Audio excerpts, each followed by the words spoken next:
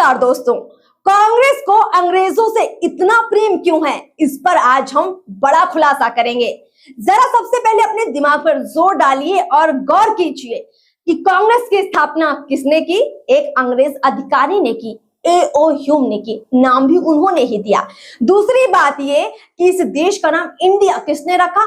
अंग्रेजों ने रखा। और इसीलिए जब देश का नाम इंडिया से बदलकर भारत करने की बात होती है तो सबसे ज्यादा मिर्ची कांग्रेस वालों को लगती है। आज हमारे देश में ऐसे ऐसे लोग भी हैं जो भारत माँ की जय नहीं बोलना चाहते हैं। ये कांग्रेस का नाम जो एक अंग्रेज अधिकारी ने रखा उसे उन्होंने आज तक नहीं बदला। इस देश में जब भी किसी गली का, किसी रेलवे स्टेशन का, किसी शहर का नाम बदला जाता है जो कि मुगल कालीन शासकों का हो या अंग्रेजों का दिया हुआ नाम हो, जब भी वो बदला जाता है तो सबसे ज्यादा दर्द इन कांग्रेस वालों को होता है। आखिर क्यों होता है? कांग्रेस अगर सच में इस देश से प्रेम करती है तो उसे सबसे पहले इस देश की संस्कृति को अपनाना चाहिए था। कांग्रेस को ही अपने नाम को सबसे पहले बदलना चाहिए। दोस्तों, जब भी किसी जगह, किसी व्यक्ति या किसी संस्था का नाम रखा जाता है तो उसके पीछे कोई ना कोई एक विचार होता है, लेकिन ये विचार आपको कांग्रेस के पीछे दिखता है क्या? कांग्रेस का मतलब क्या होता है आपको बताते। इसका मतलब होता है सभा करना। यानी कांग्रेस की स्थापना के पीछे जो मकसद था वो एक सभा से शुरू हुआ था। क्या आप इंडिया का मकसद बता सकते हैं?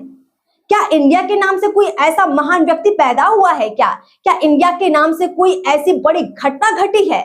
कुछ भी ऐसा जो इंडिया से रिलेट करता हो और हमारे देश के कल्चर को प्रेजेंट करता हो, आप बता पाएंगे क्या? चक्रवर्ती सम्राट भरत के नाम से देश का नाम भारत पड़ा, जो सबसे प्राचीन है और हमारी संस्कृति को सबसे ज्यादा जो प्रेजेंट करता है वो भारत नाम ही है। लेकिन कांग्रेस वालों को क्या मतलब है सनातन संस्कृति से, भारत की संस्कृति से?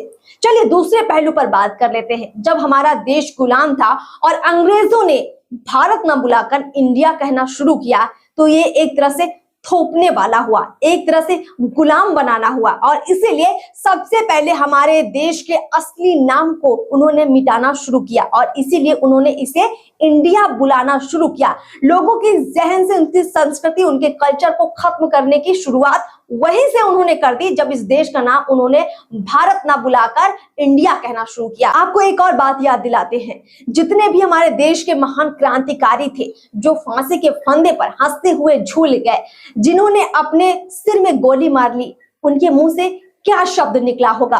भारत माता की जय। कांग्रेस वाले और तमाम विपक्ष के नेता कहते हैं कि आज मोदी सरकार इंडिया अलायंस से डर गई है, इसीलिए देश का नाम इंडिया से बदलकर भारत करने की बात कह रही है। लेकिन हैरानी की बात यह है कि जो काम आज मोदी सरकार करने जा रही है या करने पर विचार ही कर रही है, वो काम आजादी के 75 साल तक क्यों नहीं हुआ? क्यों हम एक ऐसा नाम ढोते आए जो अंग्रेजी हुकूमत की गुलामी की हमें याद दिलाता हो, जो देश और दुनिया में हमारी पहचान उसे गुलामी से करवाता हो?